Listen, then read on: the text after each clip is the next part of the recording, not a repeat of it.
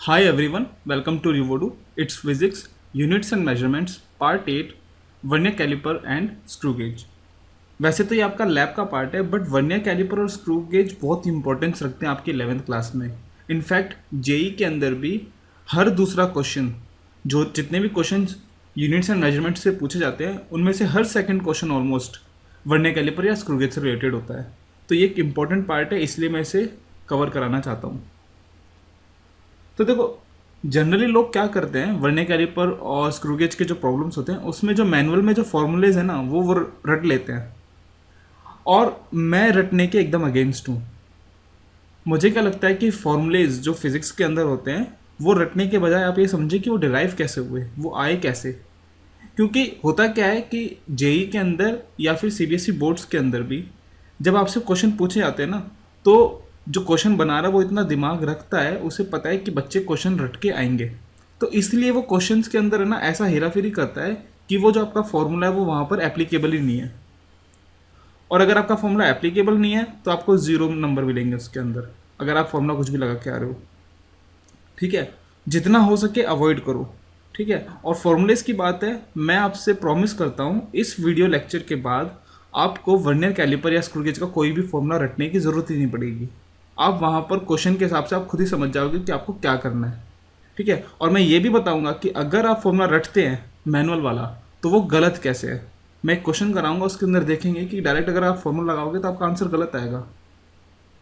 तो देखो, vernier caliper को समझने के लिए हमें ये समझना पड़ेगा कि इसका इन्वेंशन का ज़रूरत क्या था, इसे इन्वेंट ही क्यों किया। Why? Why? Why? Why? हम Why? किसी भी चीज़ का इन्वेंशन करते हैं, कोई भी प्रोडक्ट है, कोई भी टेक्नोलॉजी है, वो मार्केट क्यों अडॉप्ट करती है? क्योंकि वो एक प्रॉब्लम सॉल्व कर रही है। ठीक है, एक रियल वर्ल्ड प्रॉब्लम है और उसका वो सॉल्यूशन है, इसलिए लोग कोई प्रोडक्ट या कोई भी टेक्नोलॉजी यूज़ करते हैं। तो वर्नियर कैलिपर कौन सी प्रॉब्लम हमारी सॉल्व कर रही थी, उस वर्ल्ड में हमारी क्या एग्जिस्ट प्रॉब्लम कर रही थी जो वो सॉल्व कर रही थी। तो देखो, मैं बताता हूँ कि वो प्रॉब्लम क्या है। सपोज आपके पास ये पेंसिल है, ठीक है, और मैं आपसे बोलूँ कि मुझे इस पेंसिल का डायमीटर बताओ। ठीक है, तो हमें क्या बताना है, ये डायमीटर डी कितना है। तो देखो, आप रूलर तो यूज़ नहीं कर सकते, ठीक है, क्योंकि ये कर्व सरफेस है ऐसा। तो कर्व सरफेस आप डायरेक्ट ऐसे तो नाप नहीं सकते कि डिस्टेंस कितना होगा। ठीक है, तो देखो, रूलर से तो ये नहीं नाप सकते, लेकिन भैया आप थोड़ा दिमाग लगा के ये बोल सकते हो कि अगर मैं एक थ्रेड लूँ, ठीक है, अगर मैं एक थ्रेड लूँ और उस थ्रेड को अगर मैं ऐसा रैप कर दूँ पूरी पेंसिल के अराउंड, ठीक है, और फिर उस थ्रेड को मैं यहाँ हमारा जो रूलर है, तो फिर आप क्या करोगे, थ्रेड को ऐसा रूलर के अलोंग लगा के आप देख सकते हो हाँ भाई कहाँ पर आ रहा है हमारा। ठीक है, तो अब यहाँ से सरकमफ्रेंस आ जाएगा ये हमारा, फिर हमारा डायमीटर क्या आ गया, यहाँ से जो लेंथ आएगी L डिवाइडेड बाई पाई, है ना। सरकमफ्रेंस का फॉर्मूला ये होता है। तो देखो, यहाँ पर कितने सारे एरर आ सकते हैं आपके। पहली बात, जब आप थ्रेड को ऐसे नापोगे तो ज़रूरी नहीं कि पूरा स्ट्रेट हो, रिंकल्ड हो सकता है। सेकंड, आपने ये जो थ्रेड ऐसा आपने लिया, ये ज़रूरी नहीं कि एकदम ऐसा पूरा सीधा हो सकता है कि आपने ऐसा टेढ़ा लिया हो, ऐसा कुछ। ठीक है, अभी डायमीटर ज़्यादा आएगा, तो यहाँ पर ये एरर आ सकता है। तो अभी आप यहाँ पे डायमीटर जो निकालोगे वो कौन सा तरीका हुआ, जुगाड़ तरीका। और इंजीनियरिंग में भैया जुगाड़ मतलब एकदम नाना होती है। इंजीनियरिंग में जुगाड़ तुम बिल्कुल भी नहीं कर सकते, ज़रा भी नहीं। क्योंकि अगर आपने ज़रा भी कुछ भी ऊंच नीच किया, ठीक है, अगर आपने कोई भी मेजरमेंट लेने में ज़रा सा भी हेरा फेरी की, तो देखो रिजल्ट है ना ये हो सकता है। ये ऐसी ऐसी चीज़ें होती है अगर कोई अनदेखा करे, ठीक है, मेजरमेंट की चीज़ों को। आप इमेजिन करो इसके बाद वो जो इंजीनियर है उसका कोई करियर बचा होगा। और तो और कितना पैसा इधर वेस्ट हुआ है, कितना टाइम वेस्ट हुआ है, कितनी मेहनत वेस्ट हुई है। तो मेजरमेंट को आप हल्के में नहीं ले सकते, इंजीनियरिंग में तो बिल्कुल नहीं। ठीक है, तो देखो, अब इस चीज़ को मेजर करने के लिए लोग एक डिवाइस यूज़ करते थे पास्ट में, और वो था कैलिपर्स। ठीक है, आप क्या करोगे, आप अपनी पेंसिल को ऐसे रखोगे, ठीक है, ऐसे पेंसिल रखोगे अपनी पॉइंटेड डाउन नीचे, और फिर आप देखोगे कि ये स्केल कितना मेजर कर रहा है, कितना दिखा रहा है हमको। ये वाला पार्ट मूवेबल है, ठीक है, जब ये एकदम इसके चिपका होता है तो यहाँ ये 0 पे होता है, और जब कोई चीज़ है तो वो ऐसे डायमीटर नापता है उसका। इसको बोलते हैं हम कैलिपर्स, ठीक है, इसे बोलते हैं हम कैलिपर्स। तो मैंने ये यूज़ किया हुआ है मैकेनिकल इंजीनियरिंग में, और मैं बता देता हूँ अपने एक्सपीरियंस से कि ये भी बहुत घटिया तरीका होता है। इसके अंदर क्या होता है, देखो आपका पेंसिल ऐसे है, ठीक है, और ये जो एंड है ये वाला, ये मान लो इधर एक टच कर रहा है और एक इधर टच कर रहा है, तो आपका ये डायमीटर देगा वो, ये वाला ऊपर वाला, तो ये भी गलत है, ठीक है। मतलब आप कैसे इंश्योर करोगे कि एकदम बीच में आ रहा है, ये बहुत दिक्कत होती है इसके अंदर। सेकंड, देखो यहाँ पे सबसे मेन चीज़ है, वर्नियर कैलिपर का सबसे बड़ा यूज़ इस पॉइंट पे आता है। चलो हमने ये सहूलियत ले भी ली कि हमारा ये बीच में आ रहा है, ठीक है, कहीं पे, लेकिन अगर इस स्केल पे हम जूम करें तो सपोज अगर ये ऐसा आ रहा है, ये हमारा स्केल है, ठीक है, और इस पे हमारे डिविजन्स ऐसे हैं, ये हमारे डिविजन्स ऐसे हैं, और ये जो हमारा पॉइंटेड हेड है, सपोज ये है ना इधर आ रहा है बीच में, इधर, ठीक है, तो आप मुझे ये बताओ, आप ये वाला लोगे या ये वाला लोगे अपना मार्किंग मेजरमेंट के लिए, क्योंकि ये बीच में आ रहा है, और सेम चीज़ इधर भी हो सकती है आपके स्केल के अंदर, ठीक है, कि ये जो आपका कॉर्ड था, ये जो धागा था, अगर ये यहाँ बीच में आ रहा है इधर, तो आप भाई ये वाली वैल्यू लोगे, ये वाली वैल्यू लोगे। जनरली लोग ये बीच की ले लेते हैं, 0.5 कर देते हैं एवरेज वैल्यू, वो गलत है भाई। जैसे मैंने बताया इंजीनियरिंग के अंदर हमें एकदम एक्यूरेट रिजल्ट चाहिए, तो अगर हमारा डायमीटर है, कि अगर हमारा डायमीटर सपोज है 2.035 सेंटीमीटर, तो भैया हमें इतना ही लगभग एटलीस्ट हमें 2 डेसिमल प्लेस तक तो आंसर चाहिए, ठीक है। तो हम ऐसे नहीं बोलेंगे कि हाँ भाई ये कितना हो गया, सपोज ये आ गया 1.85, ऐसे नहीं बोलेंगे हम, ठीक है, 95 है जो भी है, हम अपने आप से नहीं बोल सकते, ये चीज़ें मैटर करती हैं जो एंड में है, तो हमें एक्यूरेट रिजल्ट चाहिए, ठीक है। तो सिमिलरली इस स्केल के अंदर भी यही प्रॉब्लम है, अगर हमारा मार्किंग इधर आ रहा है तो हम ये वाली लें या ये वाली। तो आप यहाँ पर एक चीज़ बोल सकते हो कि भाई बीच में जो गैप है हमारा, सपोज ये हमारा स्केल है, ठीक है, सपोज ये हमारा स्केल है, और ये जो बीच में मार्किंग है, ये जो गैप है, आप बोलोगे कि इसके अंदर भी छोटे छोटे मार्किंग कर दो, ठीक है। आप क्या बोल रहे हो कि ये जो हमारा स्केल है इसके अंदर भी हम छोटे छोटे मार्किंग कर सकते हैं ना, बहुत सारे, ठीक है, 10 के बराबर। तो अगर ये 1 mm है तो हम यहाँ पर 10 डंडे और डाल सकते हैं, जो कि हर 2 कंसेक्यूटिव जो मार्किंग है उनके बीच में डिस्टेंस कितना हो जाएगा, 0.1 मिलीमीटर। लेकिन भाई आपकी आंखों की कोई लिमिट है, आपकी आंखें इतना ज़्यादा फोकस नहीं कर सकती कि वो इतने छोटे छोटे जो डिविजन्स हैं उनको भी देख ले कि कितना मैच करेगा, ठीक है। तो वैसे तो मैं कितने मार्किंग कर सकता हूँ अंदर, बहुत सारे मार्किंग कर सकता हूँ, लेकिन अगर आपकी आंखें वो देख ही नहीं पाएंगी तो फ़ायदा क्या है, ठीक है। तो हम इतने डिविजन्स करते हैं कि हमारी आंखें देख सके बिना ज़्यादा स्ट्रेस डाले। सेकंड, एक और चीज़ होती है भाई, इंजीनियरिंग कंस्ट्रेंट्स भी हैं, हम इतने सारे डिविजन्स ऐसे नहीं डाल सकते, हमारे पास मशीन्स भी होनी चाहिए वो डालने के लिए, ठीक है। और अल्टीमेटली एक लिमिट है, हम उससे ज़्यादा छोटे डिविजन्स नहीं कर सकते। तो देखो हमारे पास प्रॉब्लम क्या है कि जो डिविजन्स हैं वो हम ज़्यादा छोटे नहीं कर सकते, ठीक है। Can't reduce the divisions further, हमारे पास ये एक प्रॉब्लम है, हम डिविजन्स को ज़्यादा छोटा नहीं कर सकते, लेकिन हमें एक्यूरेट रिजल्ट चाहिए, तो हम कैसे लाएंगे। तो देखो यही वर्नियर कैलिपर का हार्ट है, वही सारे डिवाइसेस से उसको अलग बनाता है कि हम ना, ये जैसे यहाँ पे मैंने एग्जांपल दिया था, हम 0.1 mm तक का डिस्टेंस भी नापेंगे और हमें ये डिविजन्स भी नहीं डालनी पड़ेंगी छोटी, ताकि हमें आंखों पे जोर ना पड़े। हम इतने बड़े ही डिवीजन लेंगे लेकिन स्टिल हम छोटे छोटे जो डिविजन है वो नापेंगे। कैसे, देखो आप एक वर्ल्ड का प्रॉब्लम सॉल्व कर रहे हो, तो ये डिवाइस है, इसे हम बोलते हैं वर्नियर कैलिपर, वर्नियर कैलिपर, ठीक है। इसको वर्नियर क्यों बोलते हैं, क्योंकि देखो इसमें ये जो 2 पार्ट होते हैं इसे हम बोलते हैं मेन स्केल, और इसको ये जो मूवेबल पार्ट होता है इसे हम बोलते हैं वर्नियर स्केल। ये मूवेबल होता है, मतलब ये ऐसे ऐसे जा सकता है। तो कोई भी चीज़ अगर हमें नापनी है, हम क्या करेंगे, बीच में उसको ऐसे डालेंगे और इसको मूव करा के देखेंगे कि कहाँ पर आ रहा है। जैसे ये इस पॉइंट पे दिखा रहा है तो हम यहाँ से रीडिंग लेंगे, ठीक है। और ये जो पार्ट है स्क्रू, ये इसे टाइट कर देता है ताकि ये हिले ना, ठीक है। तो देखो इसका नाम वर्नियर कैलिपर क्यों पड़ा, क्योंकि एक तो इस पे वर्नियर स्केल है, और ये वर्नियर स्केल को ही वर्नियर क्यों बोला गया, क्योंकि जिस आदमी ने इसको इन्वेंट किया था वो एक फ्रेंच मैथमेटिशियन था जिसका नाम था पियर वर्नियर, ठीक है। ये एक फ्रेंच मैथमेटिशियन थे, उन्होंने ही ये जो हमारा वर्नियर स्केल और वर्नियर कैलिपर है ये इन्वेंट किया था। तो देखो आपको प्रॉब्लम पता लग गई कि प्रॉब्लम क्या है, ठीक है। ये प्रॉब्लम है, हम छोटे छोटे डिविजन्स नहीं दे सकते, लेकिन हमें छोटे छोटे डिविजन्स चाहिए अच्छे मेजरमेंट्स के लिए। तो देखो इसने इस चीज़ के अंदर अलग चीज़ क्या है, आप देख सकते हो जो मूवेबल पार्ट है ना इस पे मार्किंग है, इसलिए स्केल क्यों बोला है, क्योंकि इस पे मार्किंग्स हैं, ठीक है। तो मार्किंग है तो आप कह सकते हो कि भाई यहाँ पर भी तो वो केस हो सकता है कि ये 1 है और ये 2 है और ये बीच में आ जाए 0, यहाँ पर आ जाए 1, ठीक है। ये जो वर्नियर स्केल का ऐसे यहाँ से भी क्या फ़र्क पड़ेगा, ठीक है। अगर ऊपर का 3 है, ये 4 है, ये 5 है, तो यहाँ पर भी तो ऐसे आ सकते हैं 2, 3, नीचे वाला जो है वर्नियर स्केल। तो इसका यूज़ क्या है, तो वर्नियर कैलिपर को भाई यूनिक क्या बनाता है।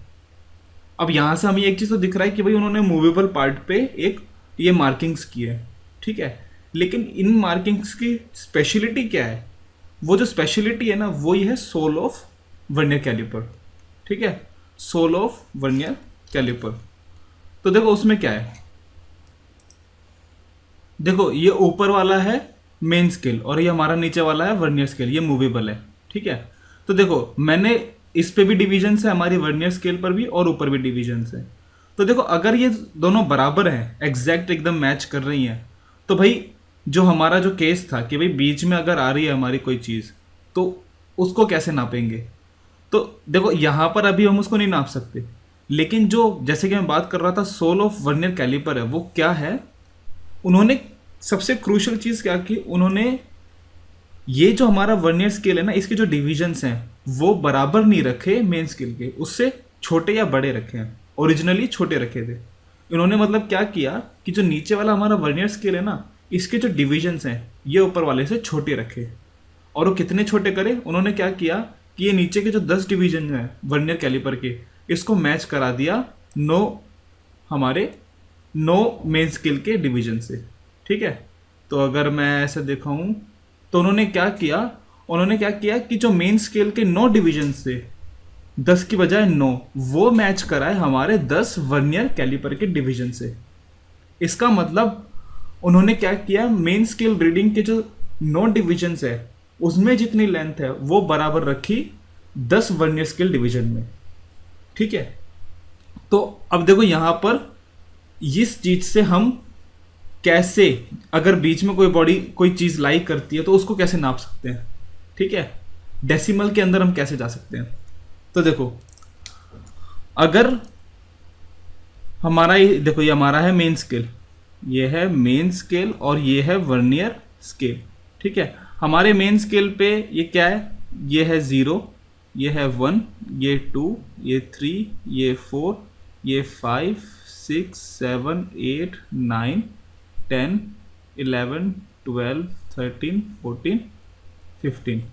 और वर्नियर स्केल पे मैं दूसरे कलर से दिखा देता हूँ, ये है 0, 1, 2, 3, 4, 5, 6, 7, 8, 9, 10। तो देखो हमारे वर्नियर स्केल के 10 डिविजन्स मैच कर रहे हैं 9 डिवीजन ऑफ मेन स्केल, ठीक है। और हमें यहाँ पर पता है, हमें मेन स्केल से पता है कि मेन स्केल पर है ना ये जो डिस्टेंस है ये, तो जो हमारी स्मॉलेस्ट डिवीजन है मेजरमेंट की वो है 1 मिलीमीटर, ठीक है। तो ये जो गैप है बीच में, मतलब ये वाला जो गैप है ये है 1 मिलीमीटर, ओके। तो देखो अगर हमारा प्रॉब्लम क्या था कि अगर भाई बीच में कोई चीज़ आ रही है, मतलब जो बीच में अगर हमारा कोई पॉइंट आ रहा है मेजरमेंट का, तो हम वो क्या लेंगे, ठीक है।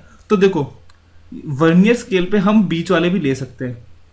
उन्होंने क्या किया, ये चीज़ करने से देखो क्या हुआ, हमारे 9 मिलीमीटर बराबर है 10 वर्नियर स्केल डिवीजन से। इसका मतलब क्या हुआ कि ये जो डिस्टेंस है 0 और 1 के बीच में है ना, मतलब जो हमारे डिवीजन है एक वर्नियर स्केल पे वो कितनी हो गई, सिंपल है, आप देख के वैसे बता सकते हैं कि 9 मिलीमीटर बराबर है 10 डिवीजन के, तो एक डिवीजन कितनी हो गई 0.9 मिलीमीटर।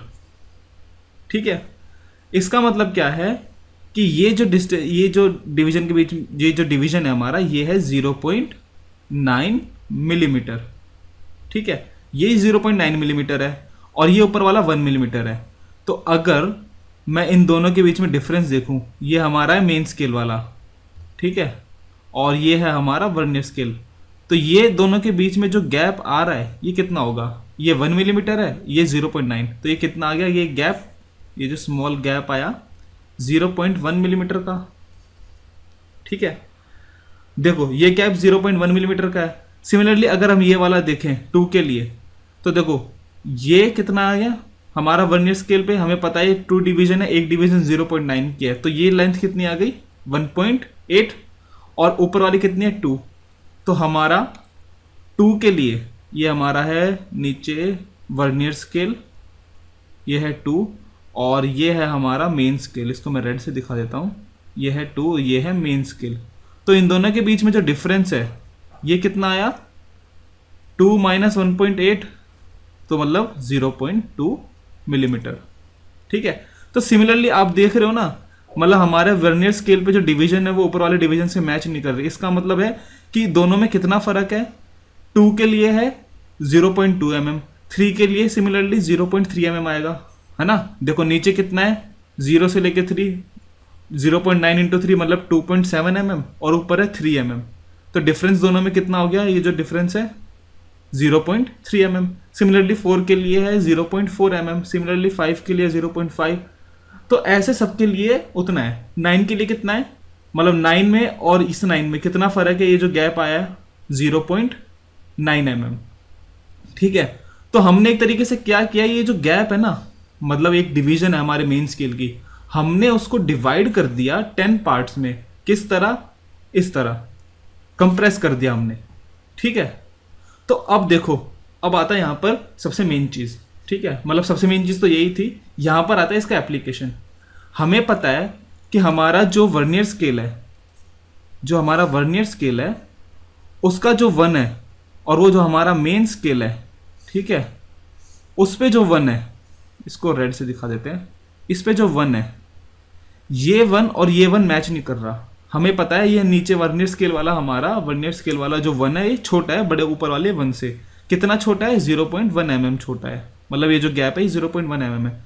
तो अगर मैं वर्नियर कैलिपर में अपने यहाँ पर, अगर मैं ये डायामीटर जो d है, अगर मैं ये 0.1 mm रखता हूँ तो क्या होगा, अगर मैं इसे 0.1 mm रखूँगा तो ये हमारा जो स्केल है ये इधर खिसक जाएगा 0.1 mm, तो हमारा क्या होगा, 0 तो मैच नहीं करेगा इससे, लेकिन हमारा ये 1 इस 1 से मैच कर जाएगा।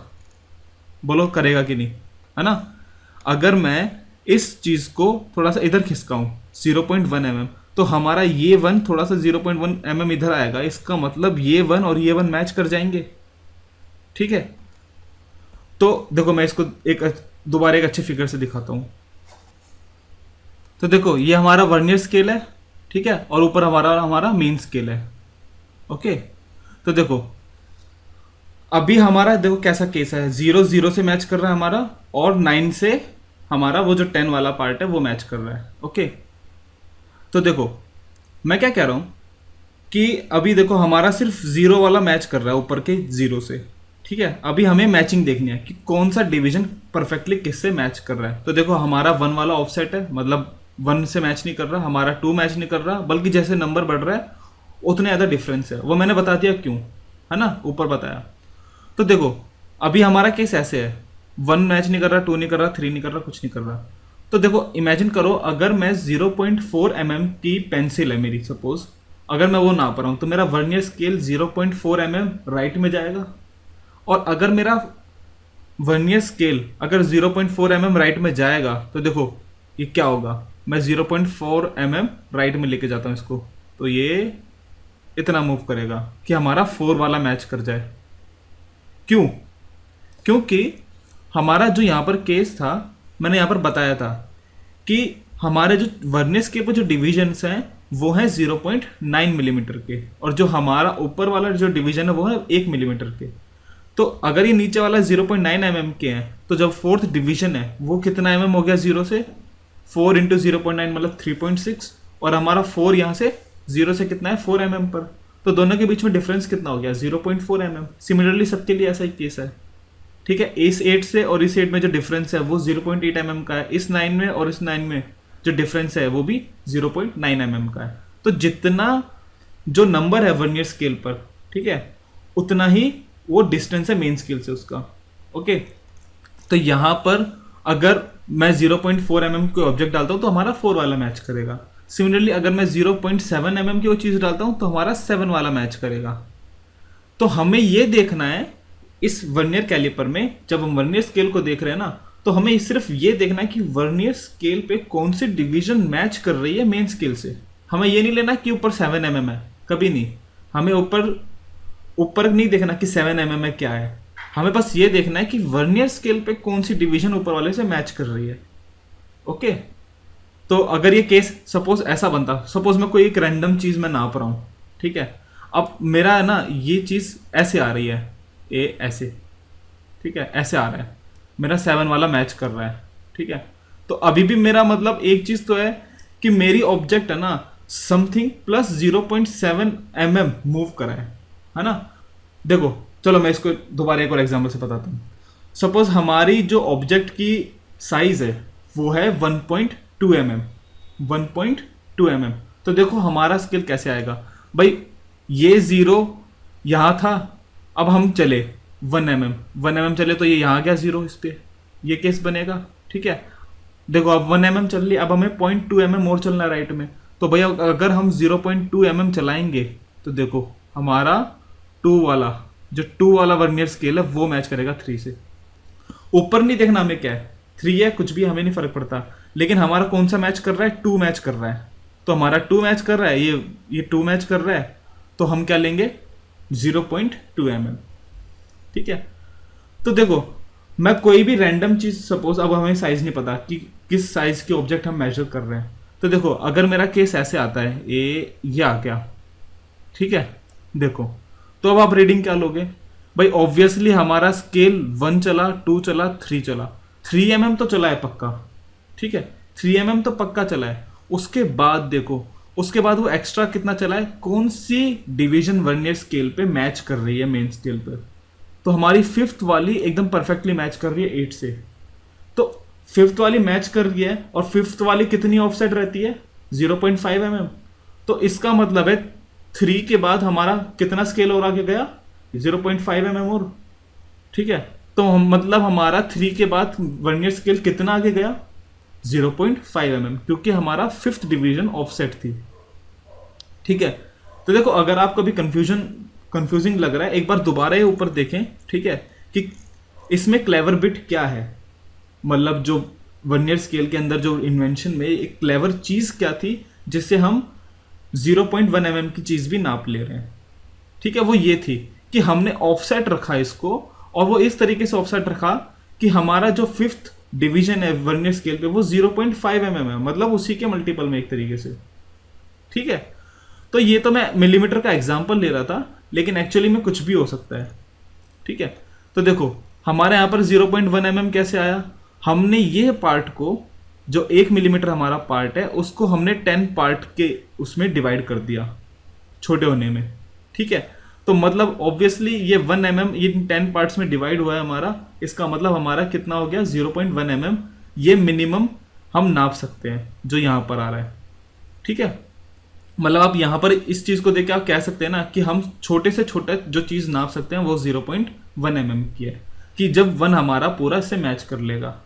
ओके, तो इसी को हम क्या बोलते हैं वर्नियर कांस्टेंट या फिर लीस्ट काउंट। लीस्ट काउंट मतलब हम छोटी से छोटी मेजरमेंट क्या ले सकते हैं, ठीक है। अब देखो इसको अब बाय मैथ सॉल्व करते हैं अपन।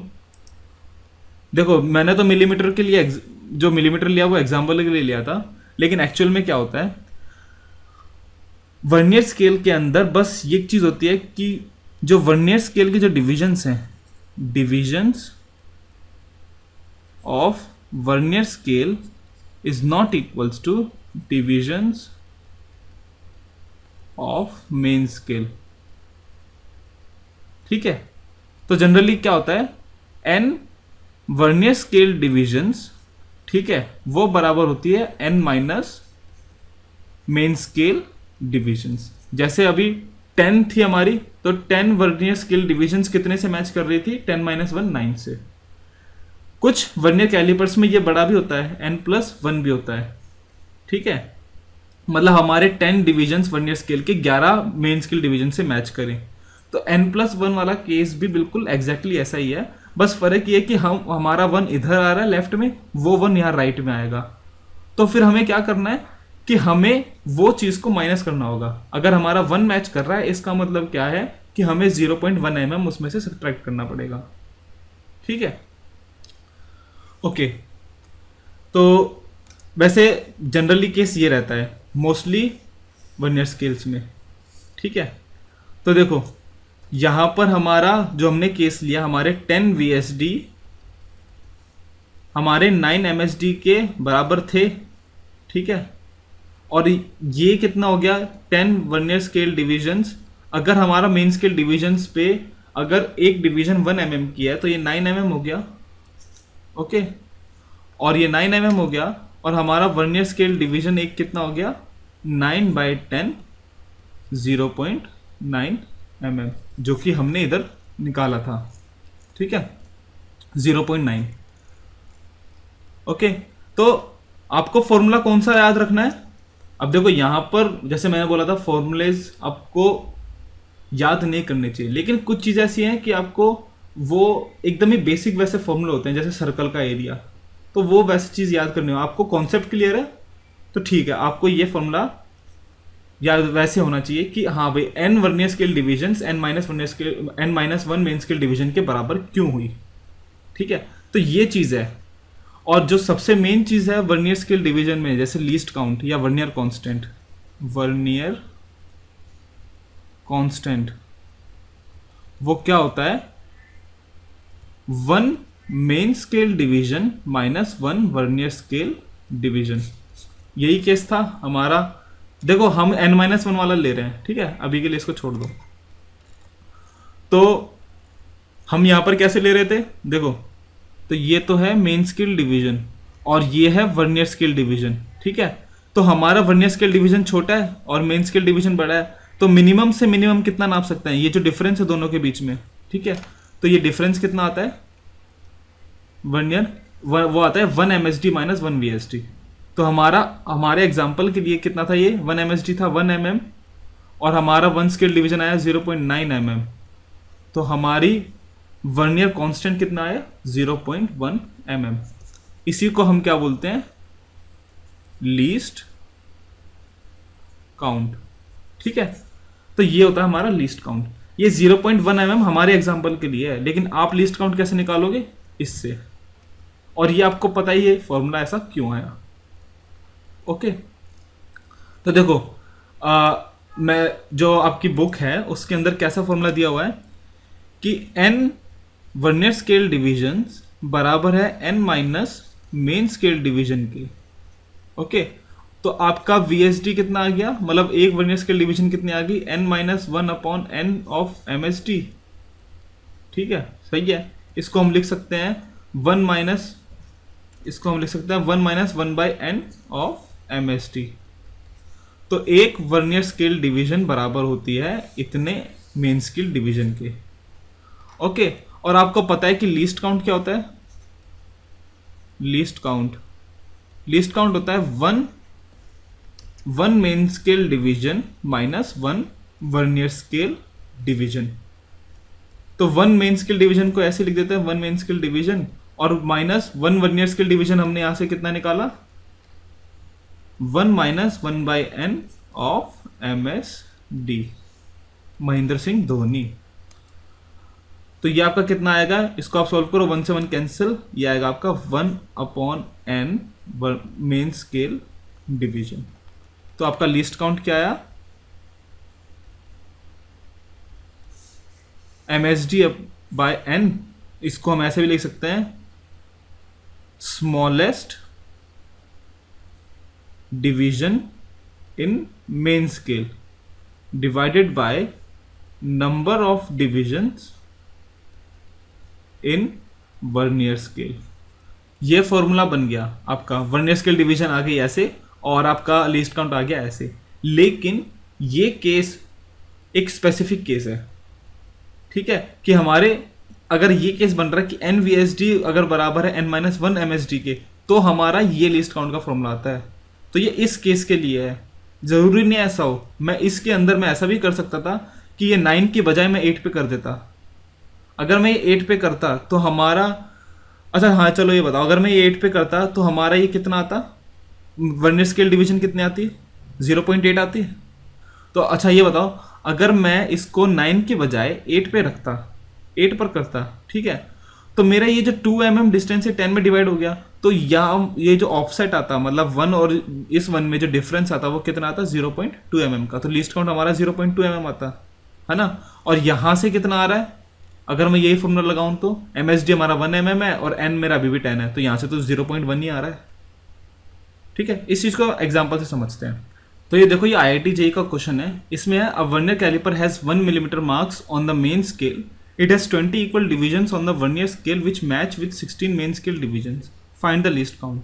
तो देखो इसमें होता क्या है, लोग क्या करेंगे, लोग है ना ये वाला फॉर्मूला याद रखेंगे कि smallest division in main scale कितनी है और number of division in vernier scale कितनी है। तो यहाँ से अगर मैं ये चीज़ करूँ तो देखो मेरा आंसर क्या आएगा, हमारा smallest division on main scale है 1 mm, तो 1 mm ये है हमारा वर्नियर कांस्टेंट या फिर लीस्ट काउंट, 1 डिवाइड बाय 20, तो यहाँ से कितना आएगा 0.05 mm। और आप जल्दी से इसको टिक करके आ जाओगे। गलती क्या है इधर देखो, यहाँ पर ये क्या बोल रहा है कि 20 equal divisions on the vernier scale which match with 16 main scale divisions. यहाँ पर सारा क्वेश्चन अलग हो गया। तो इस क्वेश्चन में क्या है कि जो हमारे जो 20 डिविजन्स हैं वर्नियर स्केल के वो मैच करते हैं यहाँ 16 डिवीजन से। ठीक है, तो हमारा 20 ये वाला है मेन स्केल का, इसको मैं ग्रीन से बनाता हूँ, ये हमारा 20th है। ठीक है, तो देखो हमने यहाँ पर कितना कंप्रेस किया इसे, इतना। ठीक है, ये 4 मिलीमीटर है, तो यहाँ पर 4 मिलीमीटर हमने, अगर मैं इसको डिवाइड करें उससे 20 से, तो हमारी हर डिवीजन उतनी छोटी हो गई, उतने परसेंटेज से। तो इसको हम देखो कैसे सॉल्व करेंगे। ये 1 मिलीमीटर मतलब ये 0.1 मिलीमीटर नहीं होगा, 1 और 1 में कुछ अलग होगा। तो हमारे जो मेन फॉर्मूला है यहाँ पर अगेन वो क्या है हमारा, कि देखो हमारे 20 VSD मैच करते हैं 16 MSD से। ठीक है, ये फॉर्मूला क्या है, तो कॉमन सेंस है। तो हमारा 1 VSD कितना होगा, 1 VSD 16/20 MSD। ओके, तो हमारा 1 वर्नियर स्केल डिवीजन कितना हो गया, 4/5 मतलब 0.8 ऑफ MSD।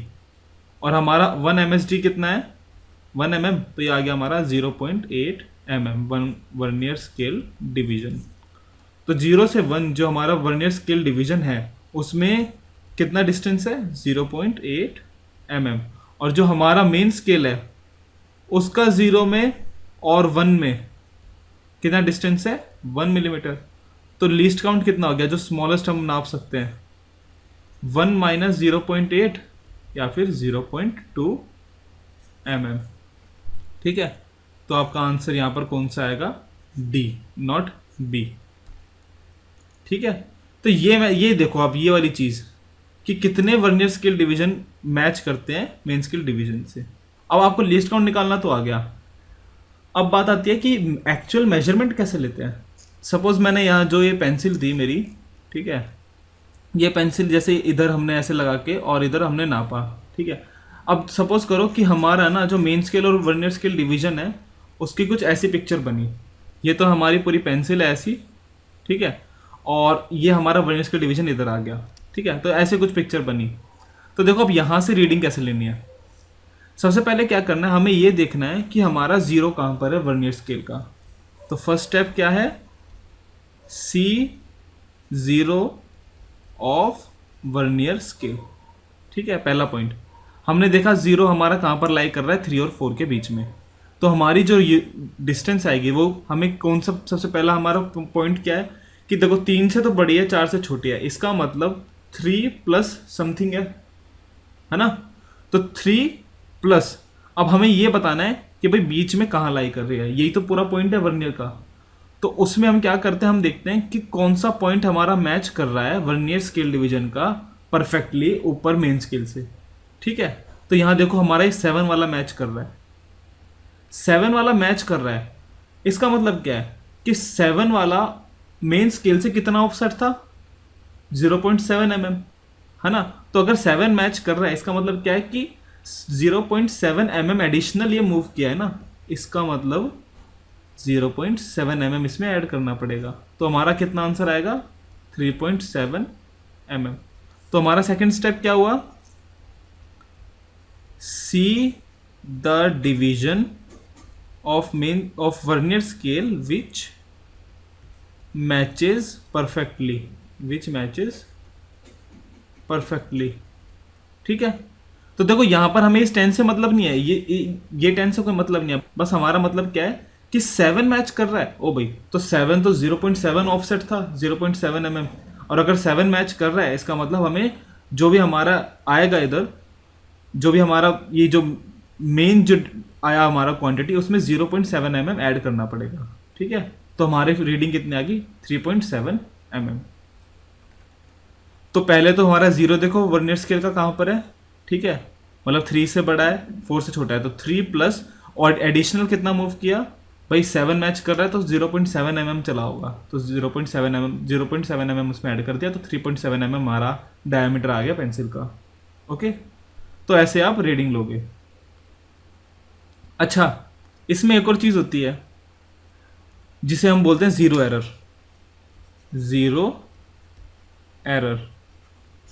उसके अंदर क्या होता है कि जो हमारा ज़ीरो ऑफ मेन स्केल है, ठीक है, ये जो हमारा ज़ीरो ऑफ मेन स्केल था ये मैच ही ना करे इसके में ज़ीरो से।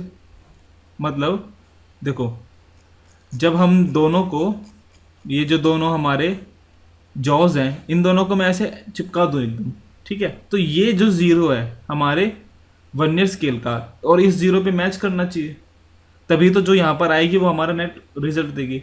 लेकिन अगर ये ज़ीरो पे मैच नहीं कर रहा है, इसका मतलब क्या है, अगर ये ज़ीरो पे मैच नहीं कर रहा है, सपोज हमारा मेन स्केल है, सपोज हमारा मेन स्केल ऐसा है 0 1 2 3 4 5 समथिंग, और हमारा जो वर्नियर स्केल है वो 0 इधर अलाई कर रहा है, 1 इधर अलाई कर रहा है, 2 आपको आइडिया है, ठीक है। तो देखो अब भाई अगर मैं कोई चीज़ मेजर करूँगा, अब मतलब एकदम इनिशियल पोजीशन में ऐसा है स्केल, अब मैं कोई भी चीज़ मेजर करूँगा तो ये जो एडिशनल लेंथ है ये मेरे फाइनल आंसर में आएगी। तो मतलब हमारा जो फाइनल आंसर आएगा उसके अंदर एक एडिशनल क्वांटिटी एडेड है, तो हमें वो घटानी है। तो हम क्या करेंगे, हम कभी भी देखेंगे सबसे पहले कि ज़ीरो एरर तो नहीं है। अगर ज़ीरो एरर है तो हम इस चीज़ को एक लेंथ ट्रीट कर लेते हैं एल डैश, ठीक है। तो आप जैसे आप मेजरमेंट करते हो हर चीज़ का, इसी तरह आप एल डैश मेजर कर लो, ठीक है। आप वही वर्नियर स्केल देखो कहाँ पर आ रहा है, क्या आ रहा है। तो देखो अगर यही केस है और एज्यूम करो कि हमारा ना यहाँ पर 3 वाला ऊपर वाले से पूरा मैच कर रहा है, तो हमारा एल डैश कितना आएगा, 0.3 mm, है ना, मेक सेंस, क्योंकि ये 1 है तो 0 प्लस कौन सी वाली ये मैच कर रही है, 3 कर रही है, मतलब 0.3 mm इधर डिस्टेंस होगा तभी 3 वाला मैच कर रहा है, तो 0.3 mm आ गया आपका एल डैश। तो जब अब आप क्या करोगे, अब आपको कोई भी चीज़ मेजर करनी है, सपोज आपको कोई बोतल की डायमीटर आपको मेजर करना है, आप क्या करोगे, जैसे करते हो वैसे मेजर करो, वो इधर आएगा कहीं पे, ठीक है, सपोज इधर आ गया, यहाँ पर ये है 15 और ये है 16, ये आपका 0 है, और हम ऐसा एज्यूम कर रहे हैं कि इधर जो 9 वाला है हमारा डिवीजन वो यहाँ पर कहीं से मैच कर रहा है। तो आपका अभी जो आंसर है अभी करेंटली वो कितना आएगा, 15 प्लस 0.9 mm, मतलब 15.9 mm। लेकिन ये डायमीटर नहीं है, डायमीटर क्या होगा आपका 15.9 माइनस 0.3 mm, ठीक है। तो आपका आंसर आएगा 15.6 mm। ओके, तो इस तरीके से आपको ज़ीरो एरर को यूज़ करना है। ज़ीरो इसे बोलते हैं ज़ीरो एरर, और इसका मैं नेगेटिव कर दूं मतलब माइनस 0.3 mm, इसे क्या बोलते हैं, ज़ीरो करेक्शन। और ज़ीरो करेक्शन को आपको सीधा ऐड करना होता है आपकी जो रीडिंग आएगी उसमें, ठीक है। तो ये आप अपने लैब में देख लेना। तो नेक्स्ट चीज़ है स्क्रू गेज। सबसे पहली बात, हम स्क्रू गेज की यूज़ करते हैं, मतलब भाई हमें जब हमारे पास वर्नियर कैलिपर है तो हम स्क्रू गेज की यूज़ करते हैं। स्क्रू गेज के अंदर हम और छोटे डिविजन्स, स्क्रू गेज के अंदर हम और छोटे मेजरमेंट्स कर सकते हैं, इसीलिए इसको माइक्रोमीटर भी बोला जाता है, माइक्रोमीटर स्क्रू गेज। ठीक है, तो इसका वर्नियर कैलिपर से सबसे बड़ा जो डिफरेंस है वो यही है कि माइक्रोमीटर में हम बहुत छोटे छोटे डिविजन्स भी ले सकते हैं। तो देखो ये जो घूमने वाले पर जो स्केल है इसको हम बोलते हैं सर्कुलर स्केल, या नाम में क्या रखा है जो मर्जी बोल लो। ठीक है, और ये वाला है, ये है मेन स्केल। तो देखो इस चीज का प्रिंसिपल क्या है, ये स्क्रू गेज का, मैं आपको देखो वैसे बताता हूँ। आप है ना, अगर वो चीज़ समझ गए आप स्क्रू गेज को समझ जाओगे। इसमें क्या होता है, इसको स्क्रू गेज बोला जा रहा है, तो ठीक है, यहाँ पर एक स्क्रू है, तो स्क्रू पे क्या होता है, थ्रेड्स होते हैं। ठीक है, तो अगर आपको जैसे नट बोल्ट, अगर आपको पता होगा नट बोल्ट कुछ ऐसे ऐसे होता है। ठीक है, ठीक है, और अंदर ऐसे थ्रेड्स रहते हैं गोल गोल, और आपका ये भी जो भी रहता है, इसे नट बोलते हैं, बोल्ट बोलते हैं, ये ऐसा कुछ रहता है। ठीक है, और इस पर थ्रेड होते हैं। आप कभी भी ध्यान देना कि जब आप इसे एक घुमाओगे ना, एक घुमाओगे, तो यहाँ पर आप जो भी थ्रेड्स देख रहे हो वो बाय एक कम होगा। मतलब जो इस पे जैसे थ्रेड्स ऐसे बने हुए हैं, ये थ्रेड्स ऐसे बने हुए हैं, ये ठीक है, ऐसे थे बने रहते हैं। तो जब आप इसको नट को एक घुमाओगे पूरा, मतलब एक कंप्लीट रोटेशन दोगे, तो जो आपके जो थ्रेड है ना, अगर वो आपको यहाँ तक दिख रहा था अब वो यहाँ तक दिखेगा, मतलब इतना मूव करता है। तो हर रोटेशन पे एक थ्रेड, इसे हम एक यूनिट ले लेते हैं, इस पॉइंट से लेके इस पॉइंट तक ये कम हो जाती है। इसको हम क्या बोलते हैं, पिच। ठीक है, पिच का मतलब क्या है कि हम इसे एक बार घुमाने पर ये कितना आगे जा रहा है। ठीक है, और वो कितना आगे जाता है, जो सक्सेसिव थ्रेड्स है उनके बीच में जो डिस्टेंस है उसे हम बोलते हैं पिच। तो इसके अंदर भी वही चीज़ होती है, जैसे ये नट बोल्ट होता है, ये चीज़ है, ये चीज़ होती है ये, और ये चीज़ होती है ये। ठीक है, तो जब आप इसे घुमा रहे हो तो एक कंप्लीट रोटेशन में ये कुछ आगे जाता है। ठीक है, यहाँ पर उसका रिवर्स है एक्चुअली, ये पीछे जाता है। तो देखो यहाँ पर हम पिच देखते हैं इधर से। ठीक है, तो एक पूरा घुमाने पर ये सिर्फ एक यूनिट डिस्टेंस कवर करता है। ठीक है, और हमने घुमाने वाले पर भी बहुत सारे डिविजन्स कर दिए, तो ज़रूरी नहीं है कि एक रोटेशन हो। अब देखो अगर ये डिस्टेंस है इन दोनों के बीच में, ये वाला मेन स्केल वाला 1 mm, ठीक है, तो हमने इस 1 mm को यहाँ पर, अगर मेरे 100 डिवीजन है, मैंने उसमें डिवाइड कर दिया। मतलब मैं इसको एक पूरा घुमा रहा हूँ तो ये 1 mm मूव कर रहा है। अगर मैं इसको हाफ घुमाऊंगा तो ये 0.5 mm मूव करेगा। अगर मैं इसको 1/4 घुमाऊंगा तो ये 0.25 mm घूमेगा। ठीक है, तो यहाँ पर हम मिनिमम कितना मूव करा सकते हैं, मतलब होने को तो बहुत सारे अनगिनत हैं, लेकिन जैसे कि बात है हम कितने डिविजन्स देख सकते हैं। हम यहाँ रेफरेंस देखते हैं, क्या रेफरेंस है, फिर हम इसे घुमाते हैं। ठीक है, तो जितने इस पे डिविजन्स हैं, सपोज इस पे 100 डिविजन्स हैं, ठीक है, तो मैं इसे 100 अलग अलग स्टेप्स में घुमा सकता हूँ। ओके, और 100 कितने के बराबर है, 1 mm के, तो एक किसके बराबर हुआ, 1/100 के, तो इसमें कितना आ गया, 0.01 mm। इतना मैं लीस्ट लेंथ का कोई चीज़ मेजर कर सकता हूँ। ठीक है, 0.01 mm। इसको मैं दोबारा बता देता हूँ। देखो इसको एक बार पूरे घुमाने पर ये कितना मूव कर रहा है, जितना इस पे छोटे छोटे डिविजन्स हैं। ठीक है, एक पूरा घुमाने पर, तो इसमें मैं बहुत सारे स्टेप्स में से घुमा सकता हूँ, ज़रूरी नहीं एक पूरा ही घुमाऊँ। मैं 1/4, 1/5, 1/20 या आधा, मैं इतने भी घुमा सकता हूँ, ज़रूरी नहीं 360 डिग्री हो। ठीक है, तो हमने क्या किया, इस पे डिविजन्स डाल दिए ऐसे। ओके, तो इस पे डिविजन्स है, मान लो इस पे 100 डिविजन्स हैं, तो मैं इसको 100 स्टेप्स में घुमा सकता हूँ।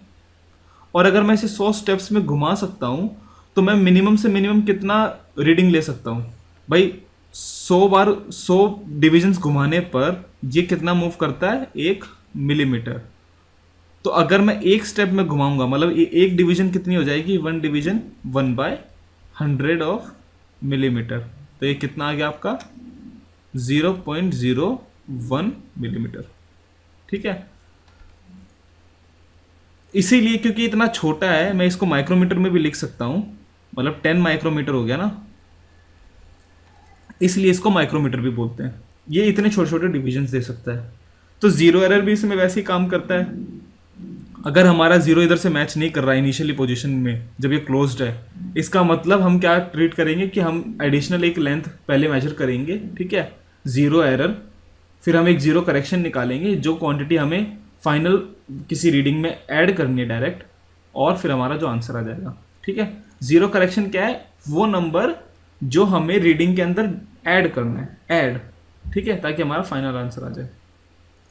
ओके, तो अगर आपको किसी चीज़ में भी प्रॉब्लम हो, माइक्रोमीटर में या वर्नियर कैलिपर में, तो मुझे बता देना, ठीक है, कमेंट कर देना, मैं उस पर ज़रूर मैं जवाब दूंगा, क्योंकि ये चीज़ है ना बहुत ही इजी है और बहुत ही ज़्यादा मिसअंडरस्टूड है, वर्नियर स्केल और गॉज, स्क्रू गॉज, ठीक है। बहुत सारे लोग नहीं कर पाते, मैं नहीं कर पाया था, मेरे स्कूल टाइम में मेरे दोस्त लोग नहीं कर पाए थे, समझ में नहीं आता कि कौन सा MSD VSD कितना लेना है, क्या लेना है, ठीक है।